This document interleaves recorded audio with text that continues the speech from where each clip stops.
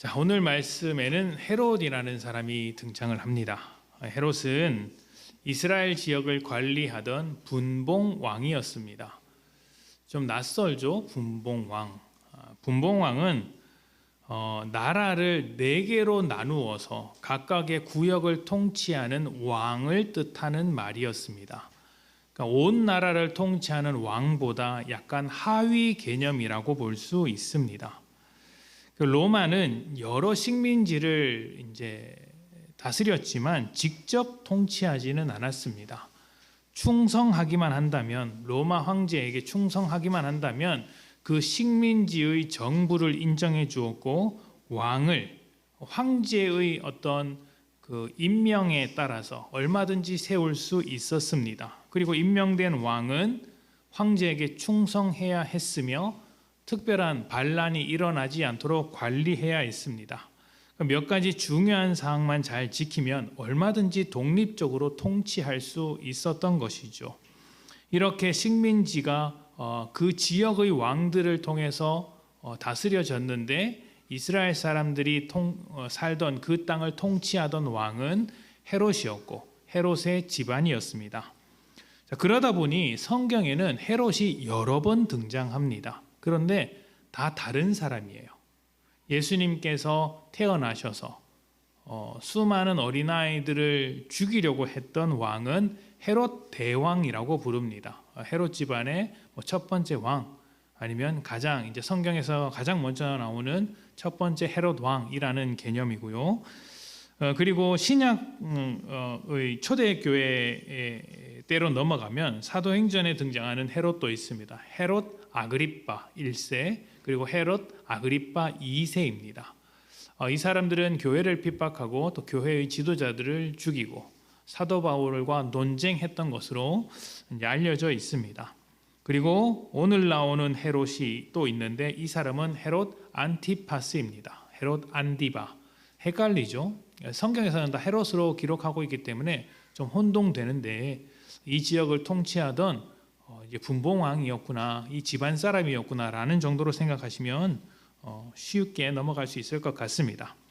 자, 그런데 오늘 말씀을 본격적으로 시작하기 전에 오늘 이 본문이 가지고 있는 독특한 위치를 한번 살펴보고자 합니다.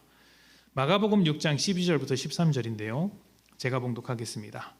제자들이 나가서 회개하라 전파하고 많은 귀신을 쫓아내며 많은 병자에게 기름을 발라 고치더라. 아멘. 자, 예수님께서 하나님 나라의 복음을 이제 전파하셨습니다. 전도하셨죠. 그리고 하나님 나라가 어떠한 성격을 가지고 있는지 씨 뿌리는 자의 비유, 4가지 땅에 대한 비유로서 가르쳐 주셨고, 그 하나님 나라가 우리의 삶에 침투하고 있다. 사단이 통치하던 나라가 물러가고 이제 하나님께서 통치하는 나라가 우리 앞으로 성큼 다가왔다는 것을 보여주기 위하여 다양한 기적을 베푸셨습니다. 귀신을 쫓아내고 병든 자를 고치고 또 죽은 소녀 달리다굼 하면서 죽은 소녀를 살려내기까지 하셨습니다. 말씀대로 이것은 사단이 통치하던 그 모든 일들이 무너지고 하나님 나라가 우리에게 왔다, 예수님께서 하나님 나라를 이끌고 왔다라는 이제 표징과도 같은 사건들이었습니다. 그것을 볼 때마다 사람들이 무엇을 생각해야 합니까? 하나님 나라가 정말 우리에게 왔구나, 사단의 나라가 무너지고 있구나, 이렇게 생각을 해야 하죠. 그리고 이제 그 나라의 소식을 조금 더 널리 전파하기 위하여 예수님은 제자들을 둘씩 짝지어서 각 마을과 고을들로 보내셨습니다. 복음을 전하게 한 것이죠. 그리고 나서 우리가 읽은 것이 12절과 13절이었는데 30절을 보도록 하겠습니다. 30절에는 이렇게 이야기를 합니다. 사도들이 예수께 모여 자기들이 행한 것과 가르친 것을 낱낱이 고하니. 아멘.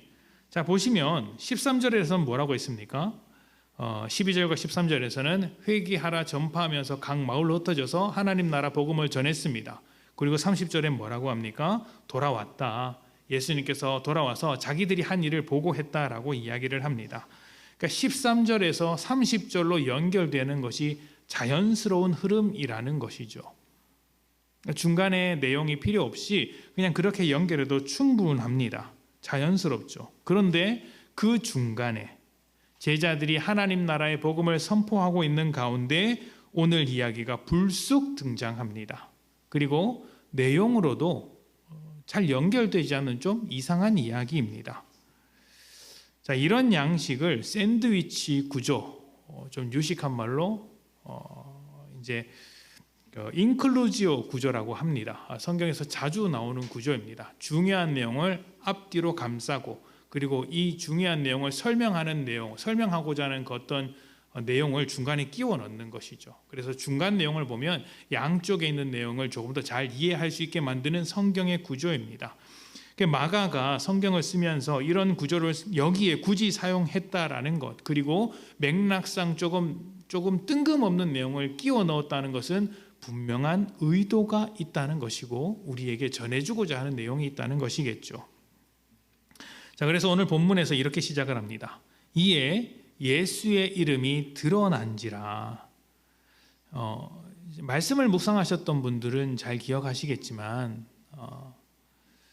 그동안 예수님께서는 귀신을 쫓고 병자들을 고치고 죽은 자를 살리면서도 그것을 사람들에게 알리지 말라고 하셨습니다. 감추셨습니다. 그런데 이제는 제자들을 세상으로 보내서 복음을 전파하게 하셨고 예수님에 대한 소문이 온 땅에 퍼져서 감출래야 감출 수 없는 지경에 이른 것이죠. 이것은 예수님께서 의도하신 것입니다. 그 전까지는 제자들뿐만 아니라 사람들이 오해하고 예수님에 대해서 얼마든지 왜곡할 수 있었지만 이제부터는 본격적으로 사람들 앞에 나서서 하나님 나라를 선포하시겠다는 것이죠. 이렇게 널리 퍼진 예수님의 소문을 듣게 된 헤롯이 뜬금없이 과거에 자신이 죽였던 요한에 대해서 이야기하기 시작합니다. 예수라는 사람이 사실은 요한이 다시 살아난 것 아니냐, 죽었다가 다시 살아난 사람이니 특별한 능력이 있어서 그렇게 병자도 고치고 죽은 자를 살리고 하는 것이 아니냐, 이렇게 이야기를 했습니다. 헤롯은 그 당시에 좀 복잡한 인물이었습니다. 이두메 사람이라고 이야기를 하는데 이두메는 에돔 사람이에요. 이방인이에요. 이방인인데 유대의 지역을 통치하고 있었던 것입니다. 유대인들이 잘 받아들였을까요? 받아들이지 않죠. 게다가 헤롯은 자기 동생의 아내였던 헤로디아를 이혼시켜서 아내로 맞이했습니다. 동생이 죽어서 그 아내를 이제 아내와 결혼한 게 아니라 멀쩡히 잘 살고 있는데 이렇게 이혼을 시킨 거예요. 그리고 나서 데리고 와서 결혼을 한 것입니다. 이를 두고 유대인들이 거세게 반대했습니다. 율법에 따르면 이것은 아주 부정한 행동이다, 절대 하지 말아야 할 행동이다 라고 강력하게 비판하면서 거절했습니다. 한번 생각해 보십시오. 이 사람은 지금 로마로부터 임명을 받아 그 지역을 잘 관리해야 하는 분봉왕입니다. 왕은 아니죠. 분봉왕입니다. 가장 주된 임무는 그 지역을 잘 다스리는 것인데, 반란이 일어나지 않도록 하는 것인데, 그렇게 하려면 유대인들에게 지지를 받아야 합니다. 그런데 이방인이잖아요. 일단 유대인들이 반대합니다. 게다가 지금 율법에 비추어서 굉장히 잘못된 행동을 했습니다. 더 거세게 반대하죠. 그러니까 헤롯 입장에서는 민감한 것입니다. 자, 그런데 그때 그 비판의 선두에 섰던 사람이 누구냐? 침례 요한이었던 거예요. 헤롯의 입장에서 보면 침례 요한은 굉장히 불편한 사람입니다. 단순히 결혼 문제를 붙잡고 이게 도덕적인 문제다 아니다 물고 늘어져서 그런 게 아닙니다. 말씀드린 대로 분봉 왕이었지만 그래도 왕이 되고 싶은, 그 모든 지역을 통치하고 싶은 야심을 가졌던 인물입니다. 역사적 기록을 봐도 그렇게 야심을 품고 황제에게 이렇게 많이 황제의 마음에 들려고 활동했던 사람이 헤롯인데, 그렇게 하려면 일단 그 지역을 잘 관리해야 하는데 자꾸 자기가 하는 행동에 대해서 반대가 일어나고 반란이 일어나려고 하는 것입니다. 그 중심에 침례 요한이 있으니 그 침례 요한이 불편했던 것이죠. 그래서 그를 잡아서 가두었습니다. 그런데 그러한 정치적인 이유로 죽일 수는 없었습니다. 죽였다가는 어떻게 되겠습니까? 침례 요한을 따르던 제자들, 또 침례 요한의 지지자들, 또 유대인들이 가만히 두지 않겠죠. 가만히 두지 않습니다. 더 큰 혼란을 가져올 것입니다. 정치적인 판단으로 잡아넣었지만 정치적인 판단으로 살려놓은 것이죠. 자, 그리고 또 하나 있습니다. 마가복음 6장 19절부터 20절입니다. 마가복음 6장 19절부터 20절, 19절입니다. 헤로디아가 요한을 원수로 여겨 죽이고자 하였으되 하지 못한 것은, 자, 헤로디아가 헤롯과 결혼한 그 이제 동생의 아내라고 이야기를 했죠. 근데 요한이 자꾸 이런 부분을 가지고 지적을 하니까 원수처럼 생각하는 거예요. 아, 정말 저 사람 죽었으면 좋겠다. 너무 불편하다. 자, 그렇게 생각을 하지만 헤롯은 어떻게 했습니까? 20절에 보면 헤롯이 요한을 의롭고 거룩한 사람으로 알고 두려워하여 보호하며 또 그의 말을 들을 때에 크게 번민을 하면서도 달갑게 들음이로라. 아멘. 헤롯이 지금 복잡한 거예요. 정치적으로 요한을 잡아놓긴 했지만 헤롯 자신이 생각하기에도 요한은 죄가 없는 것입니다. 옳은 말이거든요. 윤리적으로나 도덕적으로나 옳은 말입니다. 의롭고 거룩한 사람인 것을 알아서 자기 아내가 저 사람을 죽이려고 할 때에도 오히려 보호해 주었다라고 이야기합니다. 그러니까 정치적인 판단에 더불어서 어떤 양심에 따라 윤리적이고 도덕적인 판단을 내리고 있는 것이죠. 자, 그런데 문제는 여기서부터 시작되는 거예요. 이 판단이 오래가지 않습니다. 결국에는 죽이게 됩니다. 너무 어이없이 무너지는 거예요. 헤롯이 가지고 있었던 윤리와 도덕이 너무 쉽게 무너집니다. 어느 날 헤롯이 귀족들을 불러서 잔치를 열었는데 헤로디아의 딸이 나와서 그 앞에서 춤을 춥니다. 이제 그 춤이 어떤 춤이었는지는 조금 이야기가 많습니다만 어찌되었든 거기 모인 사람들을 기분 좋게 했고 헤롯의 어떤 체면을 세워주었던 것 같습니다. 헤롯이 기분이 좋겠죠. 안 그래도 이 정치적으로 좀 더 높은 위치에 올라가기 위해서 귀족들의 지지, 사람들의 지지가 필요했는데 딸이 그 역할을 해주니 얼마나 기분 좋겠습니까? 그래서 네가 원하는 것을 다 들어주겠다. 원한다면 내가 통치하는 이 나라의 반을 주겠다라고까지 크게 이제 허풍을 떱니다. 그러자 그 딸이 자기 어머니 헤로디아와 상의를 해서 요청한 게 뭐냐면 침례 요한의 머리를 달라는 것입니다. 죽여달라는 것이죠. 26절입니다. 이렇게 반응을 합니다. 마가복음 6장 26절. 왕이 심히 근심하니 자기가 맹세한 것과 그 앉은 자들로 인하여 그를 거절할 수 없는지라. 아멘. 자, 근심했습니다. 요한을 죽이는 게 잘못된 일이라는 것을 알고 명분이 없다는 것을 압니다. 또 정치적으로나 윤리적으로 실익이 없다는 것 또한 알고 있습니다.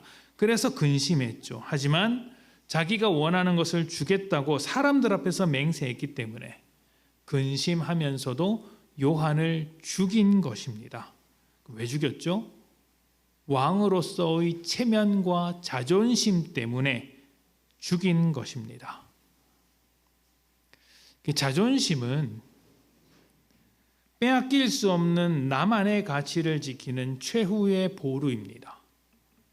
자존심이 무너지면 나라는 인간 자체가 정말 쓸모없는 인간, 별 볼 일 없는 인간처럼 느껴지지 않습니까? 그래서 모든 것을 잃어버린 사람에게 자존심을 건드리는 말을 하면 어떻게 됩니까? 벌컥 화를 내죠. 그것밖에 안 남아서 그렇습니다. 그것만은 지키고 싶은 것이죠. 그것마저 무너지면 정말 나는 아무짝에도 쓸모없는 인간처럼 느껴지기 때문에 자존심 하나만큼은 지키려고 하는 것입니다. 네가 뭐라고 내 자존심을 건드리냐 이렇게 말을 하죠. 그래서 사실 우리도 근근히 지키고 있었던 일말의 양심과 도덕, 윤리적인 어떤 일들이 자존심 앞에서 와르르 무너지는 경험을 자주 합니다. 부부가 살아가면서 다툴 때가 참 많이 있죠. 많이 있습니다. 서로 다른 인생을 살아왔고 다른 성격을 가지고 있기 때문에 다툽니다. 여러분 MBTI 해봤습니까? 해보셨죠? 그 남편의 MBTI, 아내의 MBTI가 뭔지 알고 계십니까? 그 찾아보시면 MBTI 그 관계도라는 게 있습니다. 어떤 MBTI와 어떤 MBTI가 잘 맞고 어떤 MBTI는 이제 파탄에 이르는가, 이거 이렇게 다 적어놨어요. 제가 궁금해서 제 아내와 저를 비교해봤습니다. 어떻게 나왔을까요? 이 두 사람은 결혼하면 파탄이 일어난다, 이렇게 나오는 겁니다. 그러니까 아내와 제가 웃었습니다. 그러니까 우리는 정말 맞는 게 하나도 없구나, 이렇게 며칠 전에 이야기했어요. 우리는 성격도 다르고 뭐 입맛도 다르고 이것저것이 정말 다 다르구나. 그런데 같이 잘 사네, 이렇게 이야기를 한 적이 있습니다. 그러니까 부부싸움은 이제 서로 다르기 때문에 일어날 수밖에 없죠. 그렇다면 부부싸움이 일어났을 때 제일 잘하는 행동이 뭡니까? 제일 잘하는 게 뭡니까? 뭘까요? 여러분 익숙하지 않습니까? 모른 척 하십니까? 내 이야기가 아닌 것처럼 이렇게 우리는 잘 살고 자리를 피하는 것. 네. 말을 하지 않는 거, 그게 잘하는 거 아닌 것 같은데요, 집사님. 제일 잘하는 게 뭐냐면 먼저 사과하는 겁니다. 왜 갑자기 침묵하십니까? 먼저 사과하는 게 제일 잘하는 겁니다. 부부 관계는 지는 사람 때문에 유지되는 겁니다. 옳은 사람 때문에 유지되는 게 아니고 져주는 사람이 있기 때문에 유지되는 겁니다. 둘 다 이기려고 하면 파탄 나죠. 아내와 제가 MBTI가 맞지 않음에도 불구하고 MBTI 관계도를 보면 파탄나는 가정임에도 불구하고 이 관계를 유지하면서 잘 살아간다는 착각을 하고 있는 이유가 무엇일까요? 누군가는 져주고 있기 때문이죠. 누가 지는지는 따로 오시면 말씀을 드리겠습니다. 둘 다 이기려고 하면 부부 관계가 박살납니다. 그런데 여러분, 우리가 이걸 모르느냐면 다 알고 있습니다. 다 압니다. 누가 부부싸움 했다 하면 찾아와서 그러지 않습니까? 그래도 그냥 한번 양보하고 넘어가라, 그냥 한번 져줘라, 이런 이야기 수도 없이 듣지 않습니까? 근데 아는데 그게 안 됩니다. 왜 안 되죠? 자존심 때문에 안 되는 겁니다. 자존심 때문에 굽히지를 못하는 거예요. 그게 옳은 행동인 걸 알고 가정을 평화롭게 만드는 것인 줄 알고 도덕적이고 윤리적인 행동이라는 걸 알지만 안 합니다. 자존심 때문이죠. 헤롯은 침례 요한을 죽이는 결정이 잘못된 일인 줄 알고 있었지만, 그래서 근심했지만 결국 왕으로서의 자존심을 지키느라 그 잘못된 결정을 내리는 것입니다. 도덕과 윤리적 기준이 자존심 앞에서 아무런 힘을 발휘하지 못하는 것이죠. 이것은 헤롯 한 사람의 문제가 아니라 우리 모두의 문제입니다. 성경에서 어떤 사람의 문제를 꺼내는 것은 그 사람의 어떤 사건과 문제를 통해서 우리 자신을 들여다보라는 거예요. 헤롯의 문제는 우리의 문제이기도 한 것입니다. 우리는 도덕과 윤리를 어떤 훌륭한 사람이 되기 위한 기준으로 여기는 경우가 많습니다. 그리고 기독교의 믿음, 우리의 신앙의 성숙도 도덕과 윤리적인 측면에서 이해하는 경우가 많습니다. 조금 더 도덕적인 사람, 조금 더 윤리적인 사람이 훌륭한 믿음을 가진 것 아니냐라는 것이죠. 틀린 말은 아닌데 전부는 아닙니다. 전부는 아니에요. 가장 중요한 것도 아닙니다. 사실 윤리와 도덕은 대단히 허약한 것입니다. 윤리와 도덕 자체가 나쁘다는 것이 아니라 그것을 지키는 우리가 죄인이기 때문에 윤리와 도덕으로도 고칠 수 없는 본성이 여전히 자리 잡고 있다는 것이죠. 윤리와 도덕이 우리의 죄성을 고쳐내지 못한다는 것입니다. 그래서 자존심을 가지고 윤리와 도덕을 찢어버리지 않습니까? 우리는 우리가 처한 상황의 유불리에 따라서 얼마든지 윤리와 도덕을 바꿔서 생각을 합니다.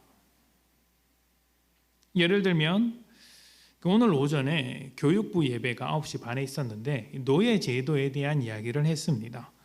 과거에는 이제 노예 제도가 도덕적으로 윤리적으로 아무런 문제가 되지 않았어요. 경제에 필요한 제도였습니다. 그러나 지금은 어떻습니까? 심각한 문제로 여기죠. 윤리와 도덕이 시대에 따라, 지역에 따라, 문화적인 어떤 그 수준에 따라 얼마든지 변할 수 있는 것이죠. 그리고 이 변화를 우리는 어떻게 사용하냐면 내가 유리한 대로, 나에게 익숙한 대로 살짝 바꿔서 윤리와 도덕을 사용합니다. 그러니까 나에게 유리할 때는 뭐라고 해요? 젓가락질 하나 가지고도 핀잔을 줍니다. 야, 이게 밥 먹는 예의가 맞느냐. 근데 나한테 불리하면 어떻게 해요? 모른 척하죠. 대부분 젓가락질 잘하는 사람이 그런 예절을 따지고 젓가락질 못하는 사람은 그런 예절을 무시합니다. 결국 그 젓가락질 하나를 가지고도 뭘 하는 거예요? 나 이거 잘한다라고 자랑하는 것밖에 안 됩니다. 이렇게 자기가 익숙한 대로 윤리와 도덕을 변화시켜서 사용하는 습관을 가지게 되면 결국 어떻게 되는지 아십니까? 나의 윤리와 도덕으로 다른 사람을 정죄하는 자리까지 갑니다. 너 젓가락질 그렇게밖에 못해? 쳐다보지 마세요. 다른 사람의 이야기가 아닙니다. 내 이야기입니다. 내 이야기입니다.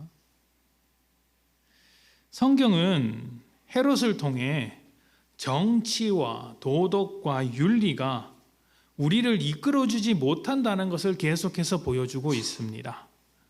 우리를 수준 있는 인간으로 만들지 못하고 자존심이라는 한계를 넘어서는 인간으로 만들어주지 못합니다.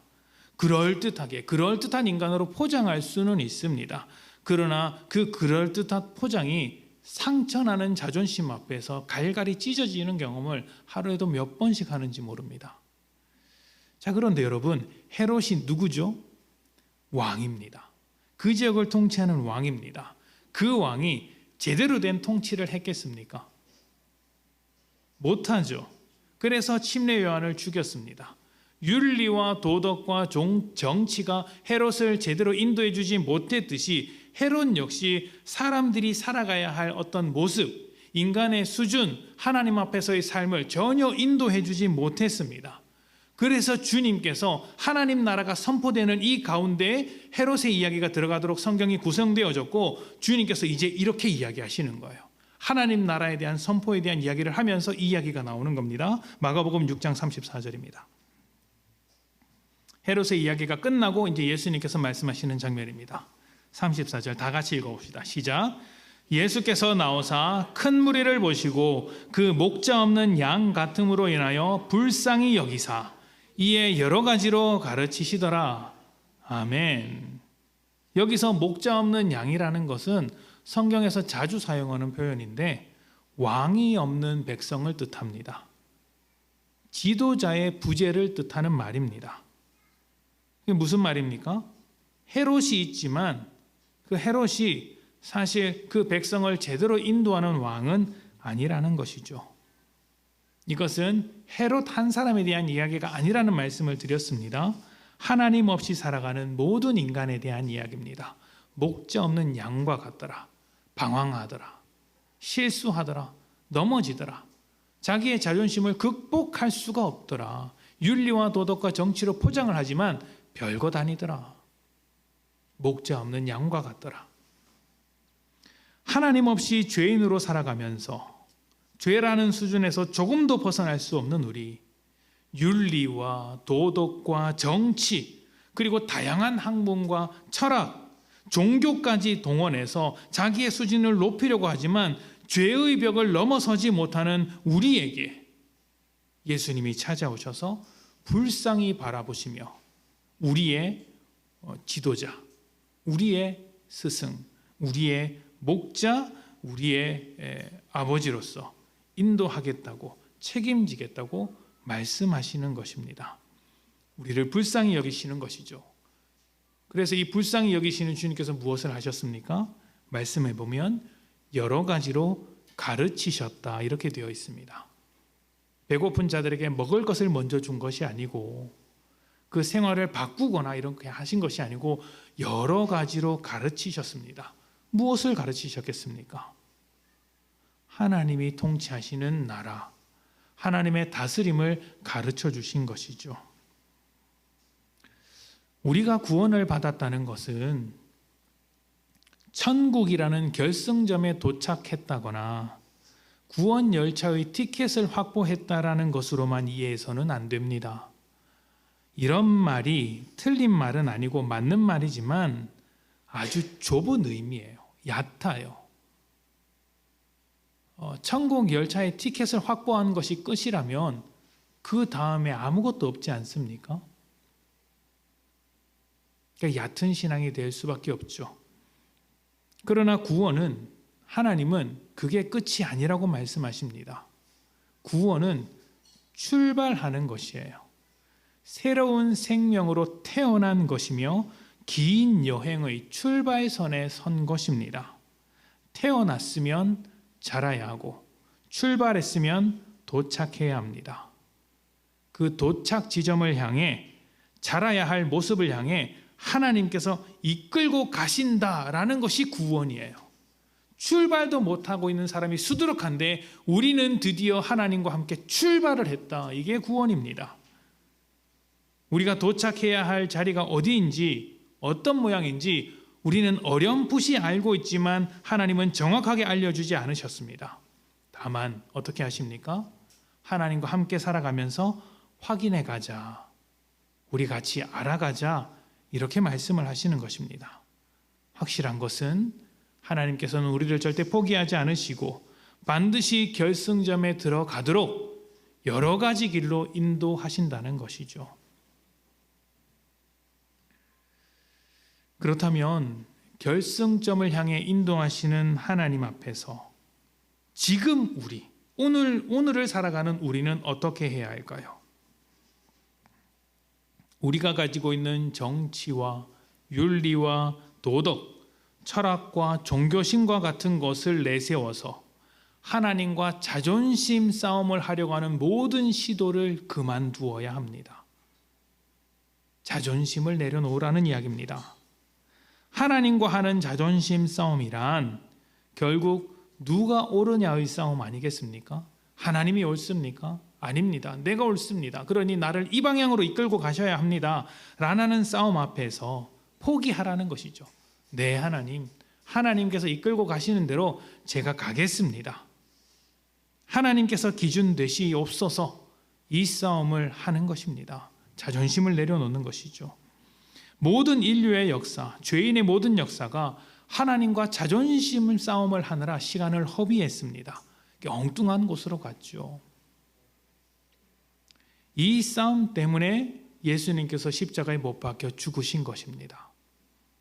하나님께서 자존심을 부리는 우리 앞에서 자신의 사랑을 확인시켜 주셨던 것이죠. 내가 이렇게까지 너희를 사랑한다. 이제는 하나님께서 그 싸움을 하지 말자, 이제는 더 이상 이 싸움을 하지 말자라고 하시면서 우리에게 사랑으로, 은혜로 손을 내밀고 계십니다. 그 손을 잡으셔야 합니다. 의미 없는 싸움을 그만하고 그 자존심 싸움 좀 그만하고 하나님께서 여러분을 꺾으신다면 그냥 꺾어지십시오. 하나님께서 굴러다니게 하신다면 그냥 굴러가십시오. 깎으신다면 깎여 나가십시오. 씻으시면 씻겨지시고 여러 모양으로 만들어 가시면 그 모양으로 만들어지십시오. 하나님, 나 그거 싫습니다 하라는 순간 여러분은 하나님과 자존심 싸움을 하자는 것입니다. 하나님께서 우리에게 뜻하신 바가 있으니, 도착해야 될 지점이 있으니 그렇게 인도하시는 것 아니겠습니까? 우리가 원하는 길은 결승점을 향해 직진으로 아주 평탄하게 나아가는 것일지 모르겠으나 하나님은 중간에 신호등도 두시고 유턴도 하게 하시고 좌회전, 우회전도 하게 하시며 휴게소에 잠깐 쉬었다 가게도 하시고 때로는 접촉사고도 나게 하십니다. 왜 그럴까요? 하나님은 결승점에 도착하는 게 중요한 게 아니라 그 도착한 우리가 잘 하기를 바라시고 계시기 때문입니다. 하나님의 목적은 항상 우리에게 있기 때문에 다양한 길로 인도하고 계신 것이죠. 그러한 인도하심 앞에 우리가 자존심을 세우고 하나님과 다투게 된다면 여러분, 하나님께서 만들고자 하시는 그 모습을 받아들이지 않는 것이에요. 우리는 목자 없는 양이 아닙니다. 양이 목자와 자존심 싸움하면 필경 죽습니다. 목자가 인도하는 대로 가면 삽니다. 주님은 선한 목자이기 때문이죠.